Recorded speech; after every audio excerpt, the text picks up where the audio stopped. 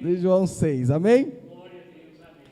João 6, a partir do versículo 1, diz assim: Algum tempo depois, Jesus partiu para outra margem do mar da Galileia, ou seja, do mar de Tiberíades.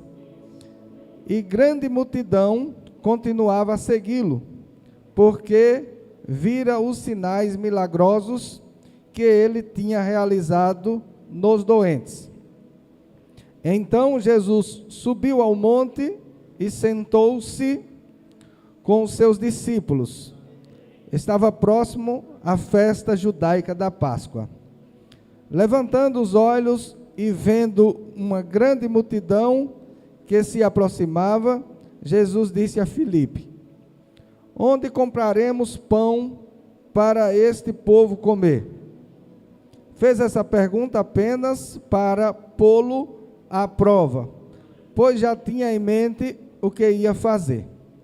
Filipe lhe respondeu: 200 denários não comprariam pão suficiente para que comessem, para que cada um recebesse um pedaço. Outro discípulo, André, irmão de Simão Pedro, tomou a palavra. Aqui está um rapaz com 5 pães de cevada, 2 peixinhos. Mas o que é isto para tanta gente? Disse Jesus: Mandem o povo assentar-se. Havia muita grama naquele lugar, e todos se assentaram. Eram cerca de 5.000 homens.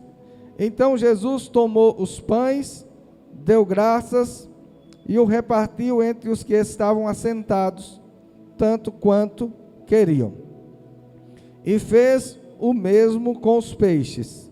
Depois que todos receberam o suficiente para comer, disse aos seus discípulos: Ajuntem os pedaços que sobraram, que nada seja desperdiçado. Então eles os ajuntaram e encheram 12 cestos com os pedaços dos 5 pães de cevada deixados por aqueles que tinham comido.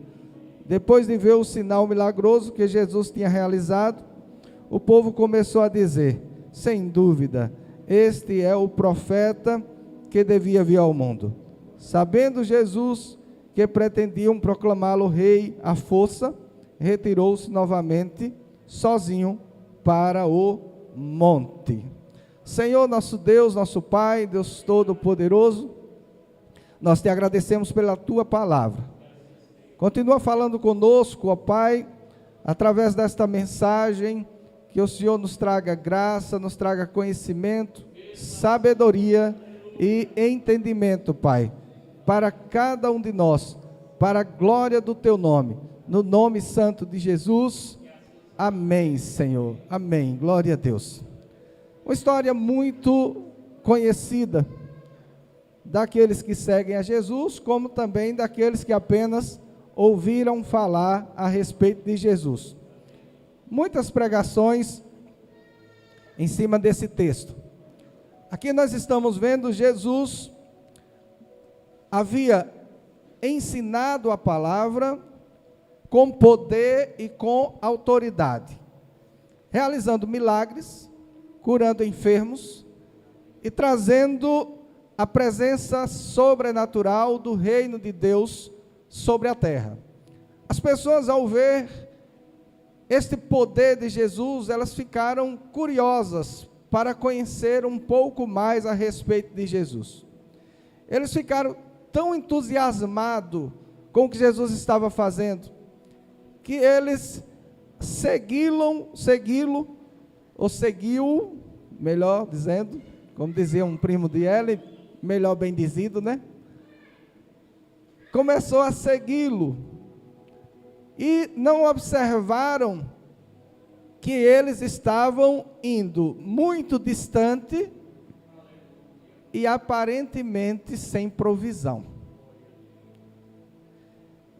Como hoje nós vamos trazer só uma reflexão, eu vou buscar ser bem direto e bem breve. Queridos, alguém pode seguir a Jesus de inteireza de coração, entregar-se totalmente, sem reservas, e não há preocupação, ou não deve ter preocupação, de como será sustentado. Essas pessoas, elas se entregaram naquela mensagem de uma forma a imaginar que eles estavam sem provisão, mas na verdade, queridos, quem está com Jesus tem tudo. Tem um hino que eu não vou cantar, depois de ser Paulo, né, que eu não vou fazer isso, que diz que quem tem Jesus tem tudo, quem não tem, não tem nada. Se minha mãe estiver assistindo, e está, glória a Deus por isso. Minha mãe tinha medo de trovoada, e eu amava as trovoadas, porque na trovoada, ela botava os filhos tudo em volta, né, os que ainda dava para botar, que eram pequenos, e começava a cantar esses hinos, e cantava: quem tem Jesus tem tudo, quem não tem, não tem nada. Até aqui tá bom, viu? Amém, Jesus. A minha esposa, ela me incentiva demais, glória a Deus por isso, porque ter uma mulher dessa tá feliz da vida, mas já deu para ela lembrar. Então, queridos, quando nós nos dispomos a seguir ou a ouvir o que Jesus tem para nós, pode servi-lo sem reservas, porque se nós observarmos bem, quando Jesus disse lá no finalzinho, como foi ministrado aqui, ele disse: aquele que não comer de mim não tem parte comigo. Jesus, criador de todas as coisas, diz que sem ele nada do que se fez seria. Tudo sob o seu comando. Ele pergunta aos seus discípulos, conforme o texto, como alimentar aquelas pessoas. Mas o próprio texto diz que ele fez isso apenas para testá-lo, porque ele sabia exatamente o que iria fazer. Não havia cevada naquele lugar, não havia trigo, para que Jesus produzisse pão. Os discípulos disseram que, Filipe disse, nem 200 denários poderia comprar pão para que cada um deles comesse um pedaço. Não era nem comer um pão. Você sabe o que é 200 denários? Denário era a moeda paga por um dia de trabalho. Ele estava dizendo, o dinheiro que se ganha em 200 dias de trabalho não compraria pão para que cada um comesse um pedacinho. E outra, ele tinha outro problema, ele disse, nem que tivesse, onde compraria? Imagine você chegar numa padaria agora com um ano de trabalho, eu sei que vocês ganham bem aqui, graças a Deus, e dizer para esta padaria, eu preciso comprar esse dinheiro todo de pão agora. Aí tinha que ser na Balduco, né? Talvez tivesse. Mas eles diziam que mesmo que tivesse, não teria como alimentar aquelas pessoas. E Jesus faz aquele teste com os seus discípulos, porque eles estavam passando por um treinamento. Queridos, nós que servimos a Jesus, que testemunhamos o seu nome, que pregamos a sua palavra, nós sabemos o que vamos dizer, porque o Espírito Santo tem nos instruído, mas nós não sabemos que demanda nós iremos enfrentar. E Jesus disse para os seus discípulos, alimente vocês. Como alimentar? A demanda era muito grande, muita necessidade, muita fome, muitas pessoas para se alimentar, nem que tivesse recursos, não teria como. Jesus estava ensinando para eles que, queridos, independente do tamanho da demanda, daqueles que vier para quem prega o Evangelho, Deus, em Cristo Jesus, tem condição de suprir esta demanda. Não há situação impossível para Deus. O que há é impossibilidade de incapacidade de fé. Mas tudo aquilo que o homem conseguir crer é possível.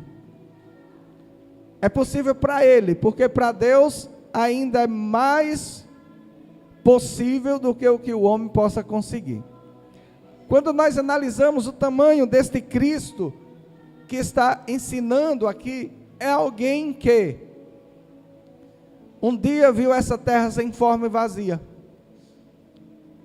Mas não era o desejo do coração dele que a terra fosse sem forma e vazia.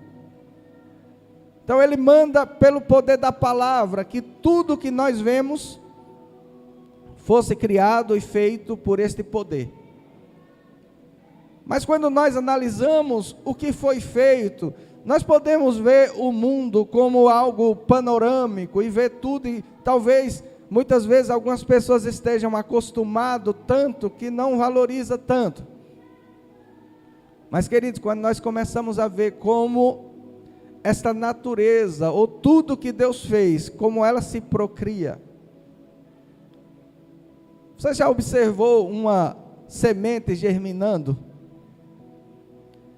Você já imaginou a forma que nós fomos criados? Alguém diz, tem uma criança no ventre. Uma criança que no momento que é identificada, está do tamanho de um grão de arroz. Já é uma criança, mas ainda informe, mas já tem um coração batendo. São coisas tão poderosas, que certa feita, um escritor, cientista e médico, que trabalhou no projeto Genoma, que foi quando eles codificaram as células, que criou-se o DNA, o estudo do DNA, ele começou no projeto ateu. Quando se termina o projeto, ele escreve um livro e diz o seguinte: eu não sei se o Criador é o que a religião prega, mas uma coisa eu sei, é impossível que isto que eu estou vendo seja obra do acaso. Precisa de um arquiteto para se criar uma célula. Eles estudaram um pequeno percentual das células, porque não teve capacidade de estudar toda. E eles já viram a complexidade a ponto de ser inegável a existência de um Criador. Comprovação científica.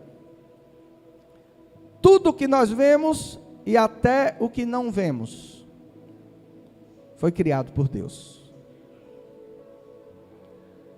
Então, quando nós estamos nos dispondo a ouvir o que esse Deus tem para nós, nós precisamos ter uma percepção de grandeza do que nós queremos ouvir.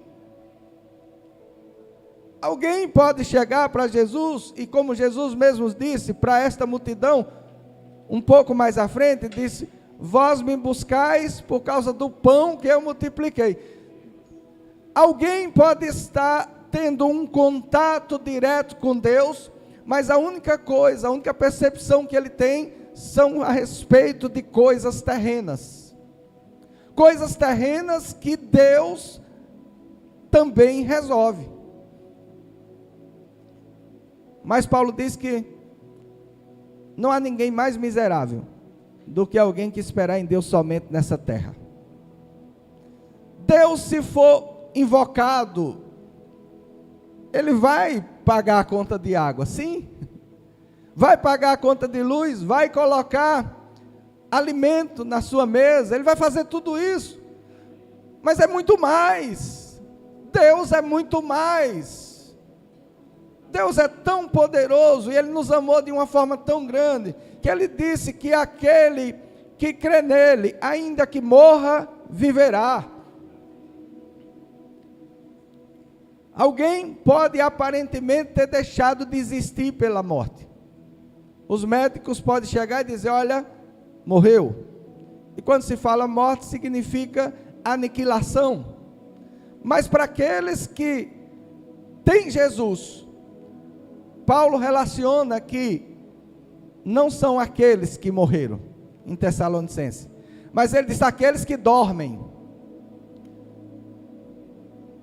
Eles ressurgirão primeiro, e nós, os que estivermos vivos, teremos o nosso corpo transformado.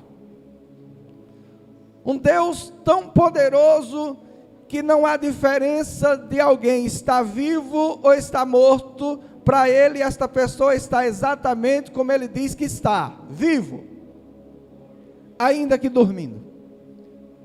Então, quando nós vamos a Jesus, nós vamos a Ele para clamar. Queridos, a principal coisa que nós precisamos clamar, e o principal objetivo que nós precisamos ter em Jesus, é a vida eterna.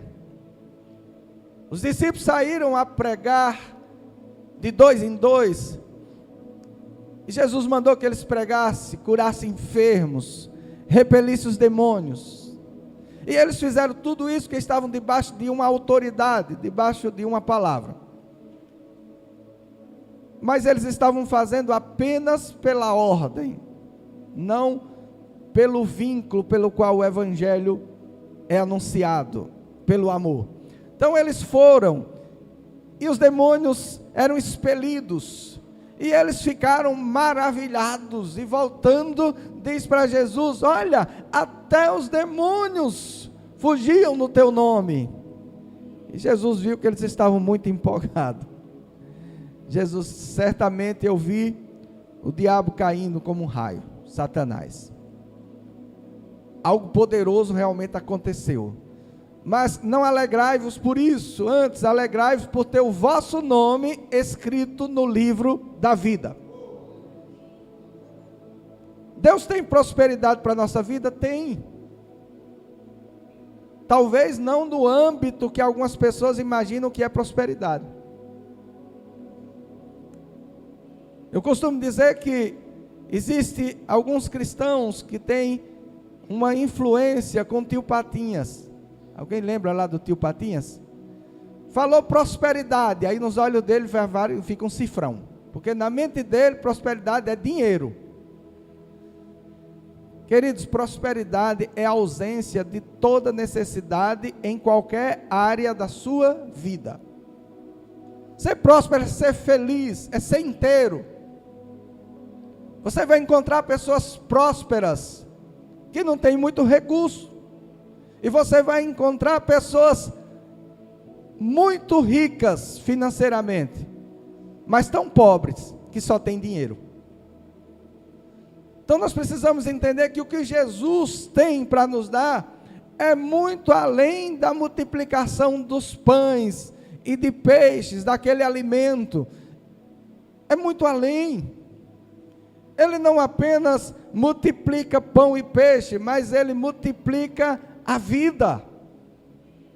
Ele pega um ser que já está morto em seus pecados, esta pessoa se entrega a ele, ele dá vida abundante, e ainda providencia um novo corpo. Então nós precisamos, sim, acompanhar Jesus como essas pessoas, desprendido de qualquer sentimento ou provisão, confiando que Ele é o nosso tudo. Se nós estamos com Ele, não precisa de 200 denários, não precisa de milhares de pães, basta estar com Ele. Quando nós estamos em Jesus, e Jesus está em nós, nós estamos completos, nós estamos seguros, nós estamos confidenciando com o Espírito dele, e o Espírito dele confidenciando conosco, e nós conseguimos nos alegrar com a provisão que aparentemente ainda não aconteceu, mas ele já testifica que aquilo não há mais necessidade de preocupação. Esses dias, eu até falei na escola bíblica, que esses dias nós estávamos com uma necessidade para completar o aluguel, que vencia dia 15, ontem, né? E uns dias antes, bem antes, eu estava conversando com minha esposa e dizendo, eu estou completamente tranquilo com relação ao aluguel, porque Deus já confidenciou no meu coração. E foi passando os dias, dia 14, próximo das 11 horas da noite, alguém me liga e pergunta, pastor, tudo bem? Eu digo, tudo ótimo. E a igreja, como vai? Eu digo, maravilhosamente bem. Ele disse, amém. Eu estou ligando para dizer que eu estou mandando aí uma quantia. Quando ele mandou a quantia, exatamente o valor do aluguel.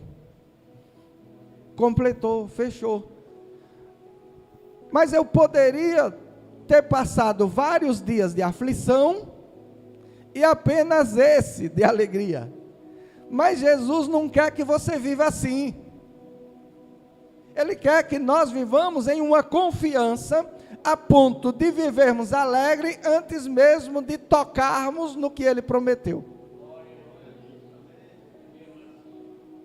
Não é viver com desespero, meu Deus, como que a gente vai pagar o aluguel da igreja? Meu Deus, não, orar, apresentar. Eu tenho um costume, às vezes, de pegar as contas, principalmente aqui da igreja, porque foi Ele que mandou abrir. Foi Ele que nos comissionou. E eu tenho certeza que o nosso Deus não nos manda fazer algo para que vivamos em aflição.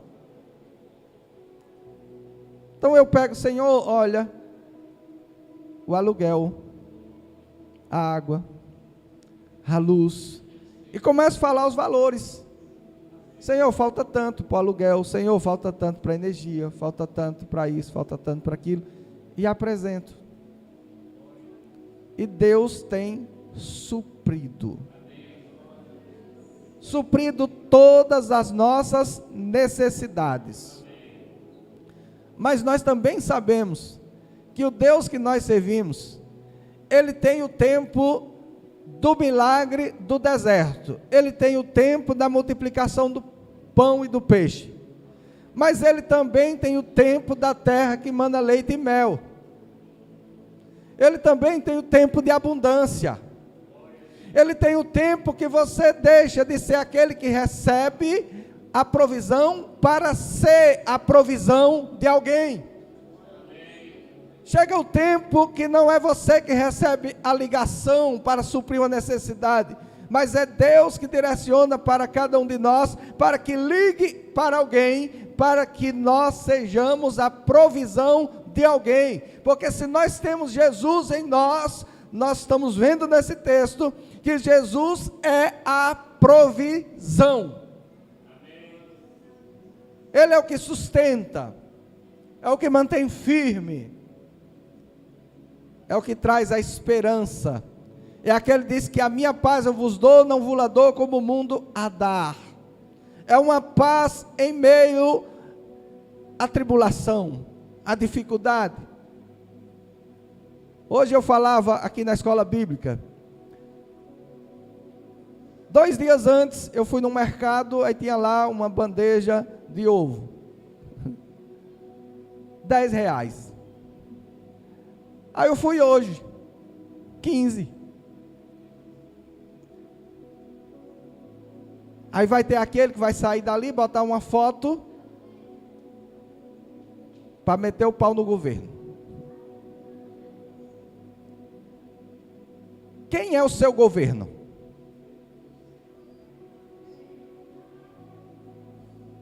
Quem é o seu rei?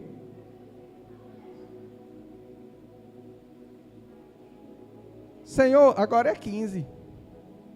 Ele, tudo bem, pega o peixe lá, pega o dinheiro e pague.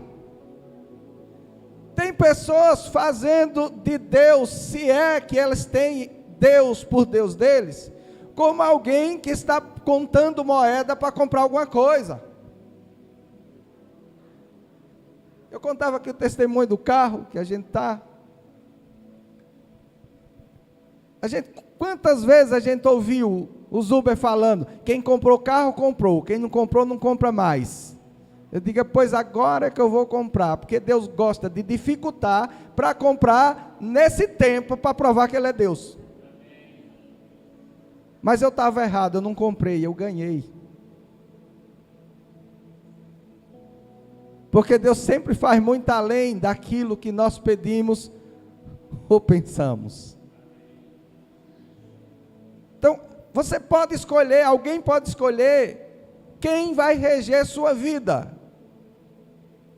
Em quem está a esperança? No político? Ainda que ele seja honesto, ele é incapaz de resolver todos os problemas da humanidade. Nós temos acesso, pelo sangue de Jesus, ao Deus Criador dos céus e da terra e de tudo que neles há. Por que buscar intermediário?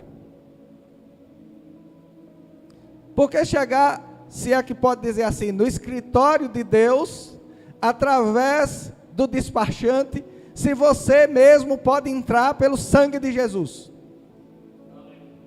Com a garantia que ele diz que Deus é galardoador de todos aqueles que o buscam.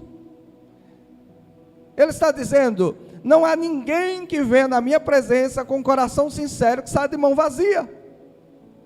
Vai sair com seus presentes, vai sair com seu galardão. Muitas pessoas estão vivendo problemas e dificuldades em muitas áreas da sua vida, porque ainda continua sendo o Senhor da sua própria vida. Continua tentando resolver os seus problemas, continua tentando ter a direção da vida. Só consegue viver uma vida plena e abundante aquele que toma a sua cruz a cada dia, nega-se a si mesmo e segue Jesus. Ele é o seu Senhor, não é você o seu Senhor. Porque você, alguém, uma pessoa, ela não tem condição de ser o seu próprio Senhor. A ponto da Bíblia não dizer que alguém pode ser o Senhor, mas alguém servirá a Deus ou a Mamon. Ou alguém está servindo a Deus, ou ainda que involuntariamente, está seguindo o Deus desse século. Não existe neutralidade neste mundo. O irmão Paulo estava aqui falando a respeito de um trabalho que ele faz. E é uma boa analogia para a condição que o ser humano estava. Ele está indo levar uma palavra a pessoas que estão reclusos. E esta palavra é oferecida. Uma liberdade maior do que aquelas grades. Mas alguém pode escolher permanecer detido, permanecer recluso, e não aceitar aquela liberdade, sim ou não? Mas o fato dele não ter aceitado a liberdade que Cristo está trazendo, torna ele livre, porque ele escolheu outra coisa.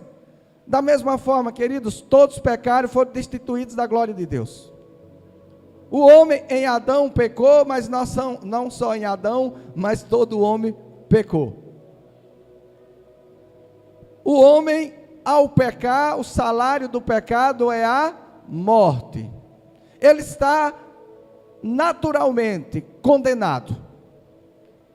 E Deus envia o seu Filho para trazer este resgate, para trazer esta liberdade, para dar a oportunidade da pessoa não continuar preso, dar a oportunidade da pessoa não continuar morto, dar a liberdade da pessoa não continuar recluso. É como alguém está se afogando no oceano e outro lançar um bote salva-vida e a pessoa recusar-se porque não quer se humilhar àquilo que Deus está oferecendo. É quando a pessoa está dizendo, eu resolvo. eu não vou me render. Mas, queridos, quantas pessoas não se renderam a Jesus e tiveram que se render a tantas coisas? Então nós estamos aqui falando de um texto de pessoas que, motivado pelas palavras ardentes de Jesus, não se preocuparam com a sua própria alimentação. Mas quando a necessidade bateu, eles estavam acompanhando aquele que poderia fazer o que eles necessitavam. O milagre, ele está sempre ativo em Cristo. Jesus passou por várias aldeias, por várias cidades, milhares e milhares de enfermos, mas ele não curou nenhum que não acreditasse que ele podia curar. Mas aqueles que propuseram no seu coração, que reconheceram quem era Jesus, todos eles foram alcançados, todos eles foram curados, todos eles foram libertos, porque eles identificaram que Jesus era o Deus encarnado, todo-poderoso, porque ele fazia coisas que nenhum homem poderia fazer. Agora eu quero dizer uma coisa para você. Jesus, quando ele encarnou, ele veio como um cordeiro, ele veio para morrer, por amor de cada um de nós. Ele limitou-se a ele próprio para poder nos salvar, a ponto de chegar para os seus discípulos e dizer assim: aquele que crê em mim fará obras maiores do que a que eu faço. Será que o homem teria capacidade de fazer alguma obra maior do que Jesus? Não, mas ele estava em um período de autolimitação, aonde ele não poderia demonstrar a sua deidade na totalidade, porque ele precisava ser um homem para ser o cordeiro e nos resgatar. Mas quando ele ressuscita, ele diz: é-me dado todo o poder nos céus e na terra. Quando ele ressuscita, ele diz que enviaria do teu Espírito. No Pentecostes, a igreja como todo recebe o Espírito, e nós sabemos que o Espírito é de Deus, e o Espírito é Deus. E se esse Espírito habita em nós, por que nós faremos obras maiores do que aquele fez? Porque hoje ele está em uma manifestação mais poderosa do que a manifestação que ele estava como homem. Então não é para nós olharmos aqui as grandiosidades que Jesus fez como homem e imaginar que isso foi demais. Não é a intenção dele. Ele disse: isso não é demais, isso é o começo. Eu comecei no corpo, paguei os pecados de vocês, ressuscitei e enviei o poder do Deus Altíssimo sobre a vida de vocês, para ganhar almas para Jesus, para fazer proeza, para fazer milagres maiores do que todos aqueles que ele fez. Porque também não será nós que o faremos, mas é Cristo em nós. Por isso que Paulo decidiu que existia uma maneira poderosa de viver. Ele disse: não vivo mais eu, mas Cristo vive em mim. Ele disse: porque eu vivendo, Jesus não opera. Mas Jesus vivendo em mim, Ele opera sinais, prodígios, maravilhas, porque Ele é Deus. Ele é o Todo-Poderoso. Então, quando nós liberamos uma palavra que vem de Deus, esta palavra surtirá o efeito para o qual ela foi declarada. Então, acreditamos e acreditemos que o nosso seguir a Jesus não é só por pão, não é só por peixe, mas é porque Ele nos deu a vida eterna. É porque Ele nos transportou do reino das trevas para o reino da sua maravilhosa luz. É porque ele nos pegou em uma condição pecaminosa e, como ele mesmo disse, morta. O homem estava morto de seus pecados e nos tornou filhos de Deus. Ele diz que pelo Espírito dele nós podemos clamar: Abba, Pai. Jesus certa feita disse que os discípulos eram servos. Depois ele disse: não vos chamarei mais servos, mas sim amigo, porque o servo não sabe o que pensa o seu Senhor, então vocês são meus amigos.